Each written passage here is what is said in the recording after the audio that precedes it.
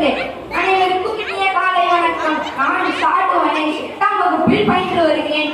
இன்று நான் பேசவிருக்கும் தலைப்பு சுதந்திரம் ஒரு நாளின் கொண்டாட்டமா ஒவ்வொரு நாளின் கடமையா?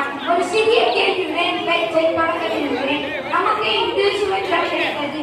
ஆனால் அந்த சுதந்திரத்திற்கு தகுந்த குடிமக்களாக நாம் வாழ்கிறோமா? ஆகஸ்ட் 15 வந்தால் பள்ளிகளில் கொடியேற்றம் நடைபெறுகிறது. தேசிய கீதம் பாடுகிறோம், இனிப்புகள் வழங்குகின்றன, ஜெய்ஹிந்த் என முழங்குகிறோம். ஆனால் ஆகஸ்ட் 16 வந்த பிறகும் அதே தேசப்பற்று நம்மிடம் இருக்கிறதா?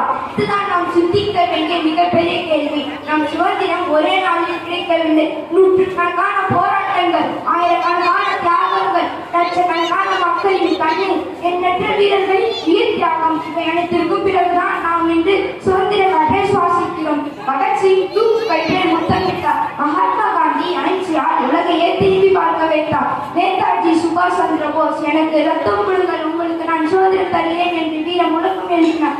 அவர்கள் கேட்டது பதவி அல்ல, புகழ் அல்ல, சுதந்திரமான இந்தியா மட்டுமே. நாம் நாட்டிற்காக என்ன செய்கிறோம்? சாலையில் விதிகளை மதிக்கிறோமா? பொது இடங்களில் குப்பை போடாமல் இருக்கிறோமா? தண்ணீரை சேமிக்கிறோமா? மரங்களை நட்டு வளர்க்கிறோமா? இவை அனைத்தும் தேசப்பற்றின் வெளிப்பாடுகள் தான். நல்ல மாணவராக இருப்பது ஒரு தேசப்பற்று, நல்ல மனிதராக வாழ்வது ஒரு தேசப்பற்று.